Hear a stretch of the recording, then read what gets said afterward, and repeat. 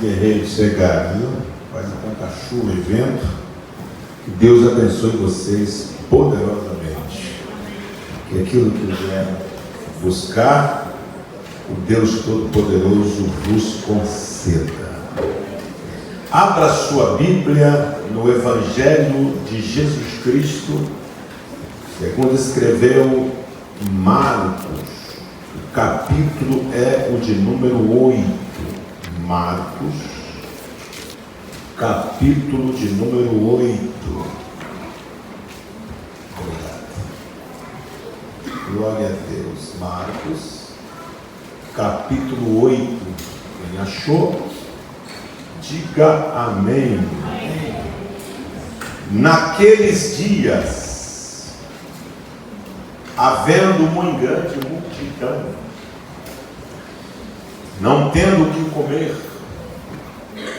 Jesus chamou a si os seus discípulos e disse-lhes: tenho compaixão da multidão, porque há já 3 dias que estão comigo e não tenho o que comer.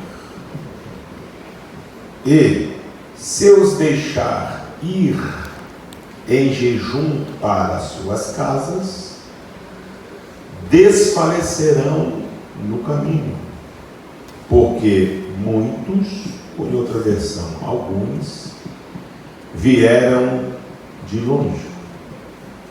E os seus discípulos responderam-lhe: de onde poderá alguém satisfazê-los de pão aqui no deserto? E perguntou-lhes: quantos pães tendes? Disseram-lhe: 7. Amém? Amém. Meus amados, o texto que nós estamos meditando fala-nos da segunda multiplicação dos pães e peixes. São 2. Esta é a segunda multiplicação. Quando Jesus surge no cenário da nação de Israel, portador de uma mensagem poderosíssima, acompanhada de sinais, acompanhada de muitas curas, milagres, coisas extraordinárias, logo Jesus arrebanha para si multidões. O texto diz: naqueles dias havendo muito grande multidão, um povo aflito, necessitado, aguardando a revelação ou a aparição e a revelação física do Messias. Logo Jesus surge portando uma mensagem poderosíssima. A multidão logo vem a segui-lo. O texto sagrado diz que Jesus entra no barco e atravessa para o outro lado, e a multidão vai por terra e chega primeiro que Jesus. Quando Jesus observa aquela multidão, ele transmite um grande sermão, a hora avança e Jesus chama os seus discípulos e diz para eles: olha, eu tenho compaixão desta multidão. Ou seja, eles estão comigo já fazem 3 dias, não têm o que comer. Se eu despedi-los assim, desfalecerão pelo caminho, porque muitos vieram de longe. O outro escritor diz que os discípulos chegam para Jesus e aconselham-o, dizendo: mestre, a hora é avançada, a noite é chegada, manda esse povo embora, porque não há como alimentar esta multidão. Primeiro, que o lugar é deserto. Segundo, que nem se tivéssemos dinheiro, teríamos aonde comprar. É melhor despedi-los. Então Jesus diz: eu não posso fazer isso. Há outro escritor que diz que Jesus, quando olha para a multidão, diz que vê ovelhas como não tem pastor. Ao observar a multidão, surgem externo alguns aspectos na visão de Cristo que eu gostaria de trazer aqui nesta noite. O primeiro aspecto na visão panorâmica ou na visão de Cristo para a multidão é este aqui. Ele diz: eu tenho compaixão. O primeiro aspecto chama-se compaixão, ou seja, é um olhar diferente. Ter compaixão vem o impulso de fazer alguma coisa por outrem ou por aquilo que a pessoa teve compaixão. Então, o primeiro aspecto, quando Jesus olhou para a multidão, foi de compaixão, ou seja, se colocar no lugar deles. É bem verdade que Jesus, observando-os, sendo ele Deus, porque Jesus é Deus, logo ele sabia o que eles estavam sentindo. Mas o mais interessante é que João escreve no capítulo 1, no princípio era o verbo era Deus, e o verbo estava com Deus, e o verbo se fez carne e habitou entre nós. Eu acho isso muito interessante, porque quando Jesus vê, quando Jesus observa o meu sofrimento, o seu sofrimento, é porque ele já sentiu a mesma coisa.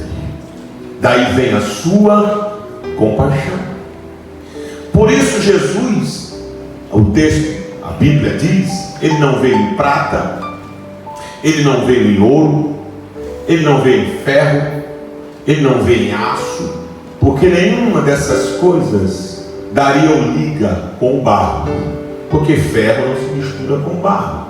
É só observar a estátua do sonho do rei na Babilônia, que em cima era ouro, depois veio prata, depois veio bronze, depois veio ferro, e lá embaixo parte de ferro e parte de barro. E a interpretação é que o ferro não dá liga com o barro, então o último rei, o último império, será forte como o ferro, mas frágil como o barro, porque ferro não dá liga com barro, ouro não dá liga com barro, prata não dá liga com barro, nenhum metal dá liga com barro, barro só dá liga com barro.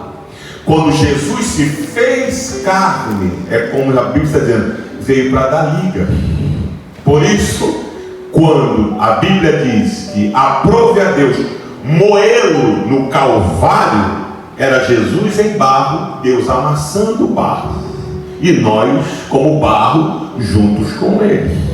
Por isso Paulo diz: se com ele morremos, com ele também ressuscitamos. Então tudo que você sofre, Jesus sabe. Aleluia. Não sabe apenas como Deus, mas porque viveu na mesma carne que você vive. Então Deus não olha para você sem compaixão. Glória a Deus. O olhar de Jesus para você é carregado de compaixão, e isso impulsiona a te socorrer. Salmo 89, verso 14 e 15 diz: justiça e juízo formam a base do seu trono, misericórdia e verdade vão adiante de seus olhos. Você não serve a um Deus que te despreza, você não serve a um Deus que te abandona, você não serve a um Deus que não se importa com você, você não serve a um Deus que não liga para os teus problemas, você serve a um Deus que tem compaixão, e a mão do Deus Todo-Poderoso vai te socorrer. Primeiro aspecto, compaixão. O segundo aspecto, ele diz: tenho compaixão da multidão, porque já fazem 3 dias que estão comigo. Observem que um sermão que a gente prega dura aí 30, 45 minutos. O de Jesus durou 3 dias.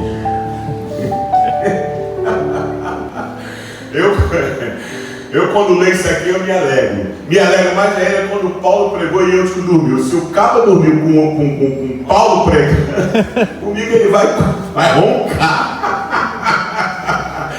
Jesus diz: estão comigo já fazem 3 dias. Ou seja, Jesus sabe quanto tempo você está com Ele.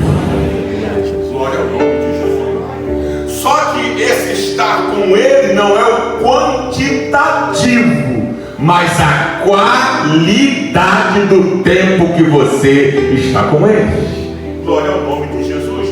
Porque para Ele não importa a quantidade do tempo, mas a intensidade. Glória ao nome de Jesus. Até porque aqui a Bíblia diz que vencedor não é quem chega primeiro. No Evangelho, vencedor não é quem chega na frente, até porque ninguém vai chegar na frente. Nas Olimpíadas são 3 prêmios: ouro, prata e bronze. Ouro para o primeiro, prata para o segundo e bronze para o terceiro. Na corrida que nos está proposta, ninguém chega primeiro, porque vencedor aqui é quem vai até o fim. Glória ao nome de Jesus. Porque se fosse, não é, para quem chegasse primeiro, Paulo não diria a Timóteo: Timóteo, eu já estou pronto para ser oferecido como sacrifício de aspersão. Eu combati o bom combate, ou seja, eu lutei o que tinha que lutar. Acabei a carreira, ou seja, acabou a minha carreira. Guardei a fé.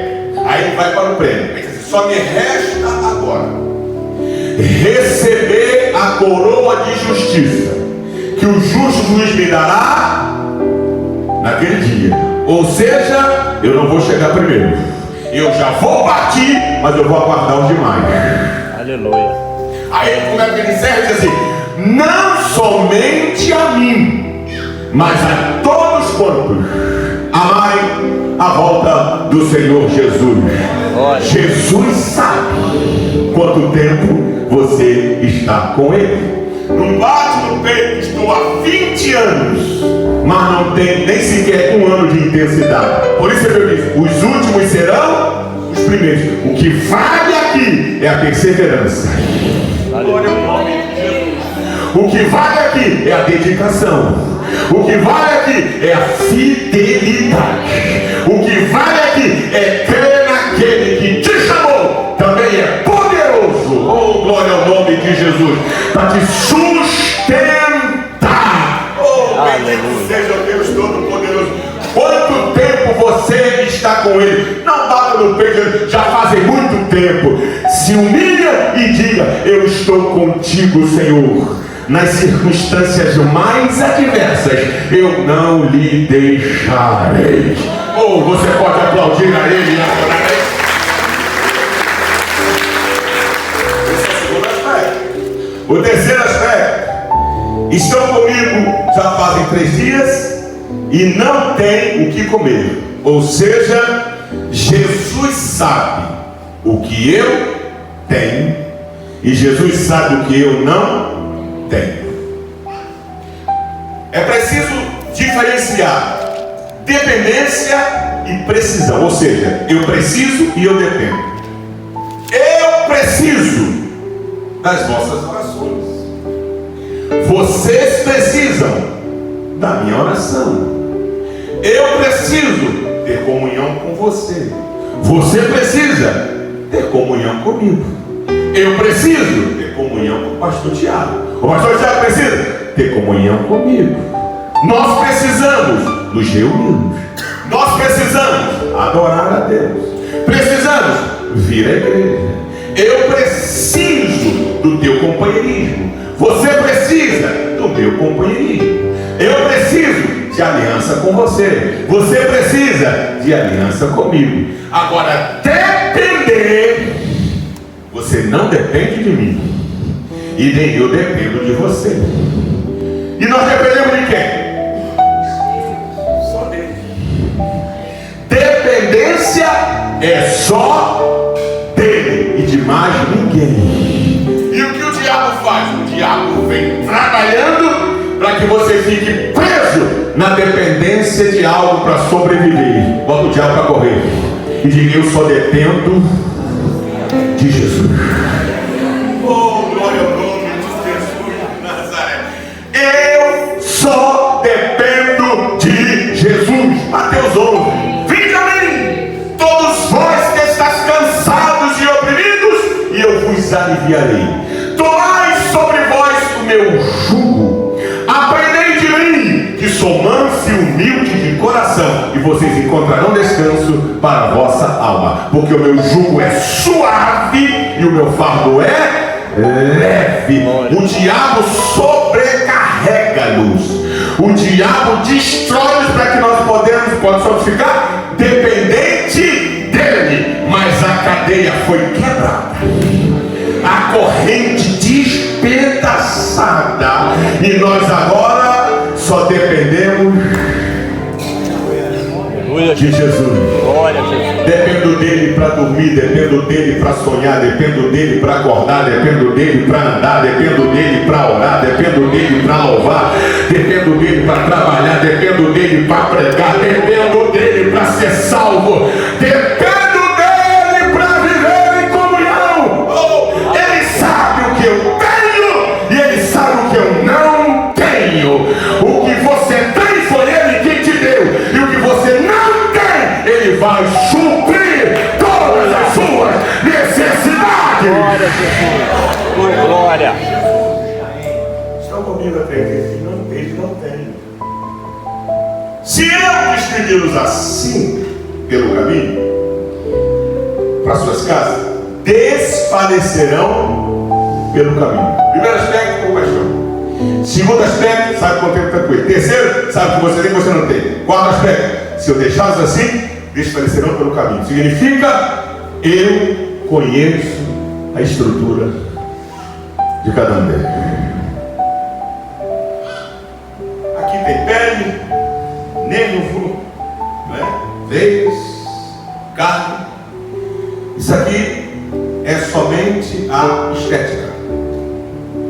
O que você vê no espelho, que você se arruma, que você se produz, é só a estética.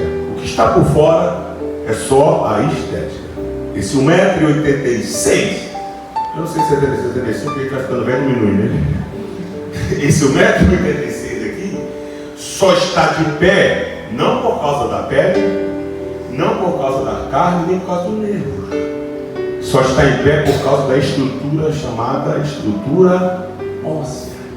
Ou seja, os ossos formam a estrutura do corpo. Daniel capítulo 5, o rei Belsazar deu um banquete para 1000 dos seus grandes, pessoas importantes da sociedade.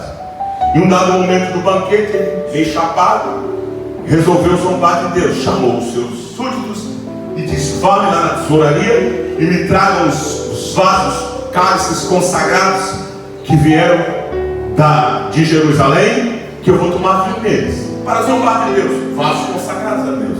Aí trouxeram, limparam, como diz a Bíblia, quando Belsazar bebeu do vinho, parte de uma mão misteriosa apareceu e rabiscou na parede estucada do palácio a sentença de Belsazar. A Bíblia diz que o rei empalideceu, perdeu a cor.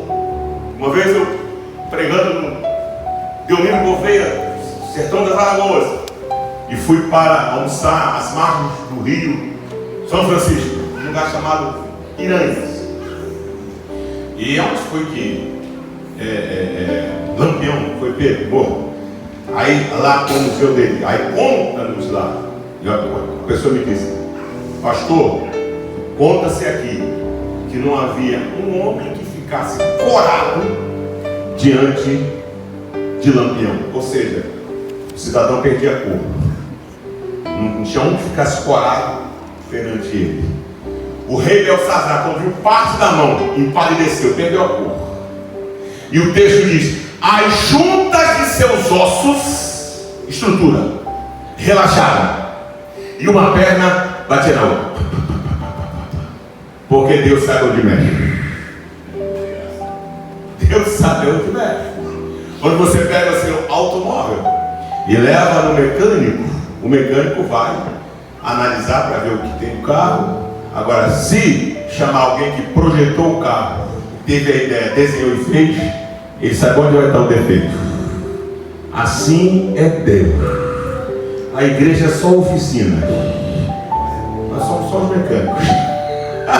Para a gente tentar achar alguma coisa, tem que vir aqui no manual. Mas ele não, ele está aqui. Oh, glória ao nome de Jesus. Oh, glória ao nome de Jesus. Se eu despedi-los assim, desfalecerão pelo caminho. Como o senhor sabe? Fui eu que os fiz. Eu conheço a estrutura de cada um deles. Lembra de Jeremias?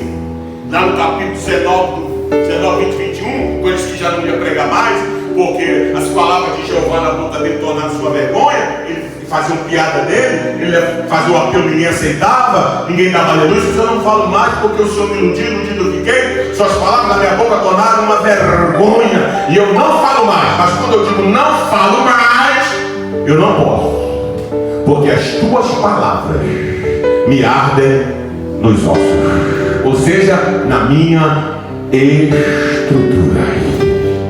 Por fora é só estética. O que te mantém de pé é alimentar a sua estrutura. Lembra do vale dos ossos secos? Não é vale de carne, é vale dos ossos secos. Quando Ezequiel rodou e o Senhor disse: esses ossos poderão viver, esses ossos, sabe, a estrutura está toda arrebentada. Como é que faz? Profetiza e diga: ossos, ouve a palavra do Senhor, junte cada osso a seu osso, ou seja, formem de novo a estrutura. Oh, glória ao nome de Jesus. Deus conhece a tua estrutura. Lembra de Jeremias capítulo 1? Quando Deus o chama, aí ele diz para Jeremias: não me digas que tu és uma criança, porque desde o ventre da tua mãe eu já te conheci, já te santifiquei, e as nações têm profeta, ou seja, você já nasceu com a estrutura. Aí o salmista que diz: ó Senhor, de um modo tão terrível eu fui formado.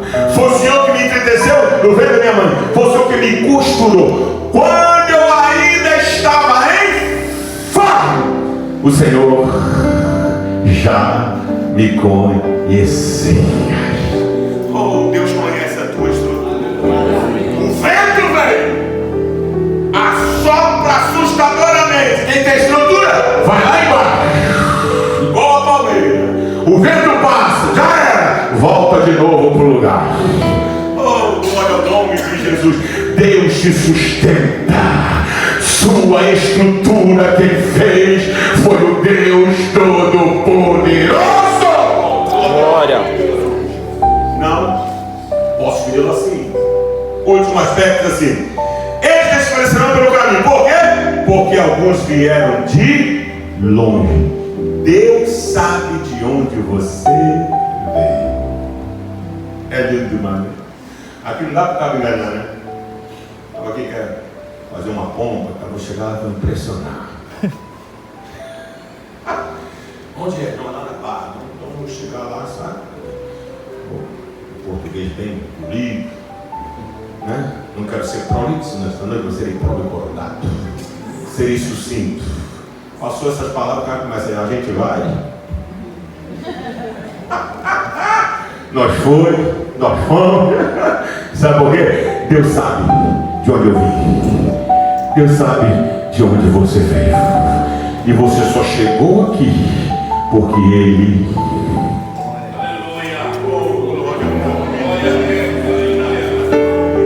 Ele sabe de onde você veio. E Ele sabe até onde você vai. Agora percebam, para a gente encerrar: a multidão não percebe que o lugar é deserto. A multidão não percebe. Quem diz que o lugar é deserto são os discípulos. Pode olhar os outros escritores que escreveram essa multiplicação, vai dizer: esse é que diz o lugar é deserto. O lugar é deserto. A multidão não. Jesus não chamou a multidão para o deserto. Venham para o deserto. Jesus não chamou. Jesus não os convocou para o deserto. Mas eles foram. Mas por que é que eles foram para o deserto? As mensagens de Jesus atraiu eles para o deserto. A gente entra Entra no deserto sem perceber. Porque nós somos atraídos. Quando a gente olha, as pessoas falam, rapaz, você está no vento, Maravilha, glória a Deus. Mas como é? Eu estou atraído. Ele me atraiu para o deserto. As suas palavras me levam ao deserto. A sua vontade me leva ao deserto. A minha fidelidade a Ele me leva ao deserto. Agora tem uma coisa, eu não fico no deserto. Quando os discípulos disseram, despede, porque a noite é chegada, não tem lugar para comprar comida, o lugar é deserto, ele disse assim, Eu não vou despedi-los assim. eu não vou mandá-los assim. Por quê? É só certeza do peixe. Aí ele me lembra, eles foram atraídos por aquilo que eu prego. Eu não seria misericordioso se eu deixasse aqui e ir embora. Eu vou pegar o barco e vou voltar. E eles como vão voltar? Eu os atraí. E eu não vou despedi-los do jeito que eles chegaram. Eu vou alimentá-los. Oh, glória ao nome de Jesus. Por isso, quando Jesus, certa feita, começou a pregar o sermão, foi arrochando. Não sai muito. São 3, são 4, arrochando. Não sai do ar, arrochou. Quando Jesus olhou, só ficaram os 12. Eu sei, vocês também não querem, não? Pedro tomou a palavra assim: para quem iremos nós? Não é para onde, porque para onde tem vários lugares. Mas para quem só tem um. Não é para onde iremos nós, é para quem? Para onde iremos nós? Onde tem vários lugares. Para quem iremos nós? Se só tu tens. Glória. Aleluia. Oh, glória a Deus. Palavra de vida eterna, eu não te largo. Foste atraído para o deserto, porque és fiel a Deus. Foste atraído para o deserto, porque cumpre os seus mandamentos. Foste atraídos para o deserto, porque o segue com fidelidade. Descansa